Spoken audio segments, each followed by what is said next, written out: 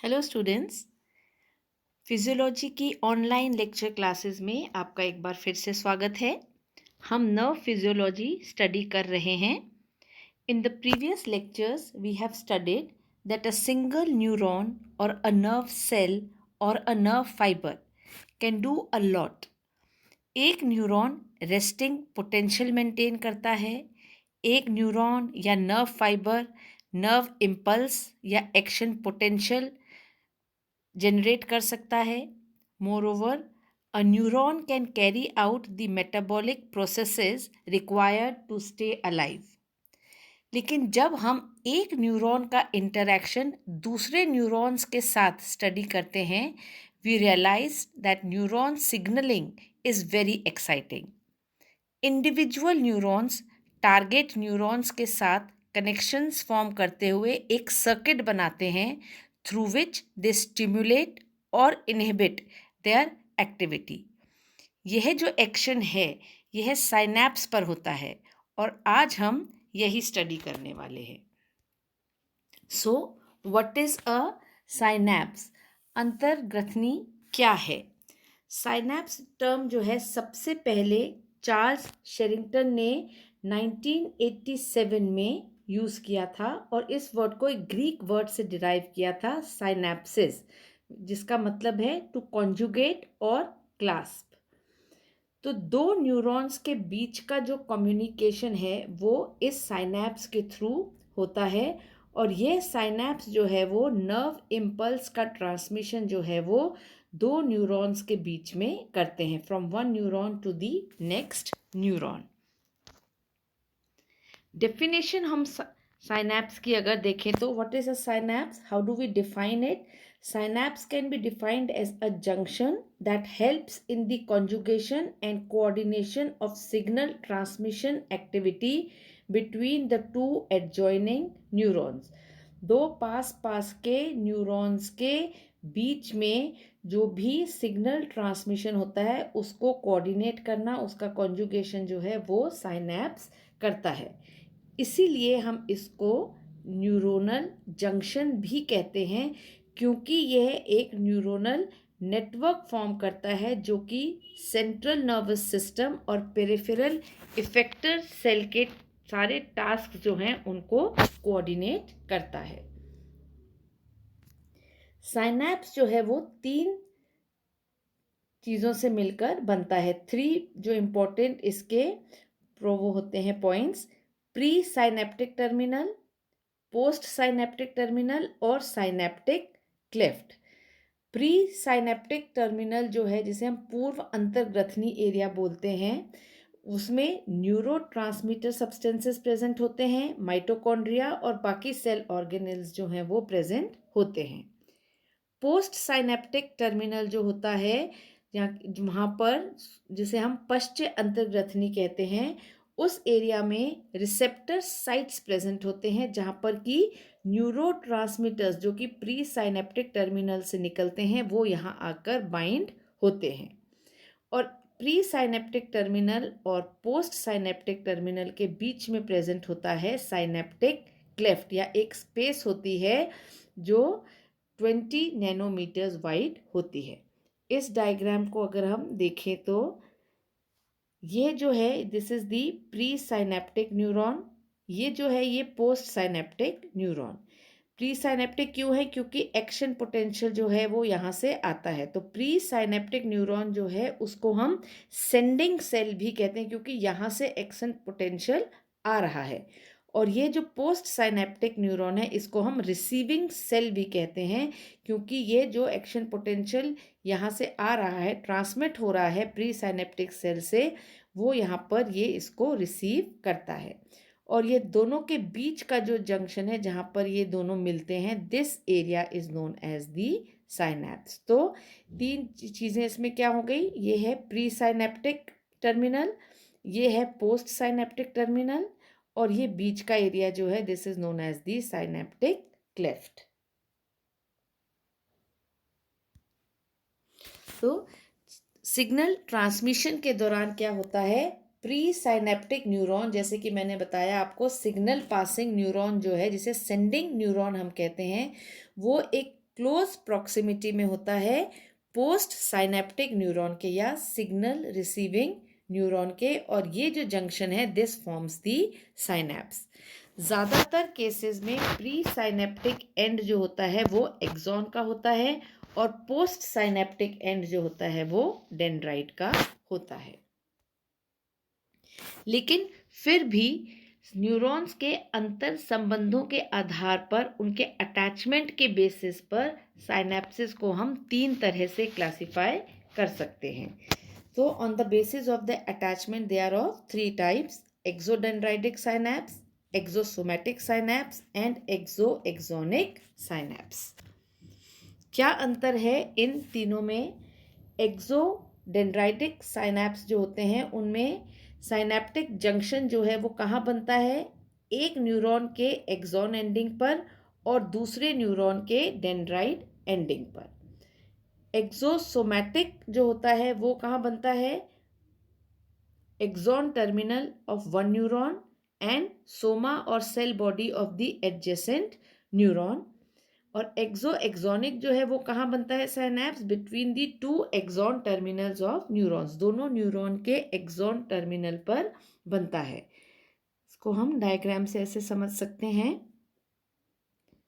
यह जो है दिस इज द एक्सोडेंड्राइटिक, ये एक्सॉन का टर्मिनल है और ये डेंड्रॉन का टर्मिनल है, तो दिस इज एक्सोडेंड्राइटिक साइनेप्स। ये एक्सोसोमैटिक है जहाँ पे ये एक्सॉन का जो टर्मिनल एंड है वो कहाँ जुड़ रहा है? आके न्यूरॉन के सेल बॉडी पर, तो दिस इज एक्सोसोमैटिक। एक्सोएक्सोनिक जो है वो कहाँ मिलता है? यह एक का एक्सॉन है एंड है और ये दूसरे न्यूरॉन का भी एक्सॉन एंड है, तो यहाँ पर जो साइनेप्स बन रहा है उसे हम एक्सोएक्सोनिक साइनेप्स कहते हैं। फंक्शंस के बेसिस पे अगर हम देखें तो साइनेप्सिस जो हैं वो फिर 2 तरह के हो सकते हैं: chemical synapse and electrical synapse. Synapses जो है वो एक न्यूरल नेटवर्क जो है उसके बिटवीन फंक्शनल लिंक्स जो है वो फॉर्म करते हैं और वो फिर 2 तरह के होते हैं। केमिकल साइनेप्सिस को अगर हम देखें तो वो आगे फिर 2 तरह के होते हैं: एक्साइटेटरी एंड इनहिबिटरी। एक्साइटेटरी यानी कि उत्तेजक और इनहिबिटरी यानी कि अवरोधक। तो इस तरीके से 2 तरह के जो है वो साइनेप्सिस होते हैं on the basis of their function. Chemical synapse अगर केमिकल ट्रांसमीटर यूज हो रहा है और इलेक्ट्रिकल साइनेप्स जो कि अगर डायरेक्ट नर्व इम्पल्स ट्रांसमिट हो रही है। तो now according to their functions हमने देखा electrical synapse and chemical synapse. What is an electrical synapse?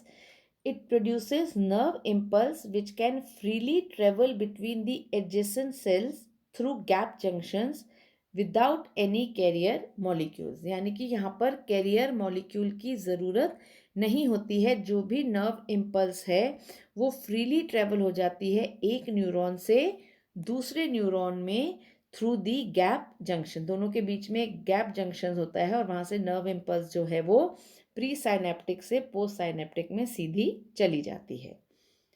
Chemical synapsis में ऑन द अदर हैंड क्या होता है? जो ट्रांसमिशन है वो अकर होता है through synaptic knob. Synaptic knob जो है उसमें साइनेप्टिक वेसिकल्स प्रेजेंट होते हैं और ये जो साइनेप्टिक वेसिकल्स हैं उनमें एक केमिकल मैसेंजर या न्यूरोट्रांसमीटर सब्सटेंस जो है वो प्रेजेंट होता है। यह न्यूरोट्रांसमीटर सब्सटेंस जो है वो इम्पल्स को दूसरे न्यूरॉन में पोस्ट साइनेप्टिक न्यूरॉन में ट्रांसफर करता है। तो केमिकल साइनेप्सिस जो है वो आगे मैंने जैसे अभी बताया 2 तरीके के हो सकते हैं: एक्साइटेटरी या फिर इनहिबिटरी, उत्तेजक या फिर अवरोधक, depending on their effect on the nerve signal. यानी कि नर्व सिग्नल पर उनका इम्पैक्ट उत्तेजक है या अवरोधक है, इस बेसिस पर वो 2 तरीके के होते हैं। एक्साइटेटरी केमिकल साइनेप्स जो होते हैं, उत्तेजक रासायनिक साइनेप्स जो होते हैं वो नर्व इम्पल्स को जो है या एक्शन पोटेंशियल जो है उसको प्रोपोगेट करते हैं, कंडक्ट करते हैं नेक्स्ट न्यूरॉन तक। लेकिन इनहिबिटरी केमिकल साइनेप्सिस या अवरोधक रासायनिक साइनेप्स जो होते हैं वो रोकते हैं, अवरोध पैदा करते हैं प्रोपोगेशन ऑफ एक्शन पोटेंशियल के। Now what are the functions of the synapse?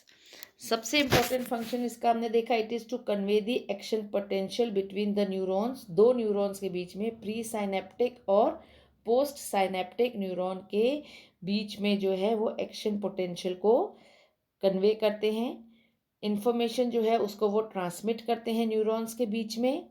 Synapsis जो हैं they act as a junctions where the nerve impulse pass in one direction only, यानी कि साइनैप्स वो जंक्शन है, वो एरिया है जहाँ पे नर्व इम्पल्स सिर्फ एक ही डायरेक्शन में जो है वो पास होगी, प्री साइनेप्टिक न्यूरॉन से पोस्ट साइनेप्टिक न्यूरॉन में। क्योंकि प्री साइनेप्टिक न्यूरॉन में जो है वो साइनेप्टिक वेसिकल्स प्रेजेंट हैं जिसमें न्यूरोट्रांसमीटर सब्सटेंस प्रेजेंट है। यह न्यूरोट्रांसमीटर सब्सटेंस जो है वो जो है एक्शन पोटेंशियल को नेक्स्ट न्यूरॉन में ट्रांसमिट करता है, और जो पोस्ट साइनेप्टिक न्यूरॉन होता है उसमें रिसेप्टर साइट प्रेजेंट होती हैं जो कि न्यूरोट्रांसमीटर को रिसीव करती हैं। तो ट्रांसमिशन जो है, केमिकल ट्रांसमिशन, वो एक वन वे डायरेक्शन में ही होता है। It moves from the pre synaptic neuron to the post synaptic neuron. Second important function उसका जो है वो है they filter out low level stimuli. जो लो लेवल की स्टिमुलाई होती हैं उनको वो फिल्टर आउट कर देते हैं, यानी कि जो भी बैकग्राउंड नॉइज़ है उस बैकग्राउंड नॉइज़ को वो रिमूव करते हैं। यानी कि अगर कोई ट्रांसमीटर सब्सटेंस जो रिलीज हुआ है वो इतना क्वांटिटी में नहीं हुआ है कि वो प्री साइनेप्टिक न्यूरॉन से जो है वो इम्पल्स को पोस्ट साइनेप्टिक न्यूरॉन तक ट्रांसमिट कर सके, तो उस केस में पोस्ट साइनेप्टिक जो मेम्ब्रेन है उसमें एनफ सोडियम आयन चैनल्स जो है वो नहीं खुलते हैं और उसमें जो है इम्पल्स जेनरेट नहीं होती है। तो ये जो लो लेवल के स्टिमुलाई हैं जो नर्व इम्पल्सेस जेनरेट नहीं करते हैं पोस्ट साइनेप्टिक न्यूरॉन में, उनको ये फिल्टर आउट कर देते हैं। It also protects the response system from overstimulation. अगर overstimulation होता है तो ये उसको उससे भी प्रोटेक्ट करते हैं। So this is the physiologic anatomy of the synapse जिसे हम स्टडी कर सकते हैं। ये वाला जो आप देख रहे हैं this is the pre synaptic neuron जो है उसका एंड है ये, और ये टर्मिनल ये जो एंड है ये है किसका, पोस्ट साइनेप्टिक न्यूरॉन का। तो ये प्री साइनेप्टिक न्यूरॉन की मेम्ब्रेन है और ये पोस्ट साइनेप्टिक न्यूरॉन की मेम्ब्रेन है। प्री साइनेप्टिक न्यूरॉन के टर्मिनल एंडिंग पर ये जो हैं साइनेप्टिक वेसिकल्स प्रेजेंट हैं, और इन साइनेप्टिक वेसिकल्स में न्यूरोट्रांसमीटर सब्सटेंस जो है वो प्रेजेंट है। ये पोस्ट साइनेप्टिक मेम्ब्रेन है जिसमें कि रिसेप्टर प्रोटीन्स प्रेजेंट हैं जो रिसीव करेंगे। दिस एरिया जो बीच का जो खाली एरिया दिख रहा है this is the synaptic cleft जो कि साइनेप्स फॉर्म करता है। ये जो जंक्शन है ये जंक्शन जो है दो न्यूरॉन के बीच में होता है जिसे साइनेप्स कहते हैं। ये पूरा स्ट्रक्चर और कैसे नर्व इम्पल्स का जनरेशन जो है वो एक न्यूरॉन से दूसरे न्यूरॉन में कैसे ट्रांसमिट होता है, ये हम हमारे नेक्स्ट लेक्चर में transmission of impulse through synapse जो है उसको हम स्टडी करेंगे।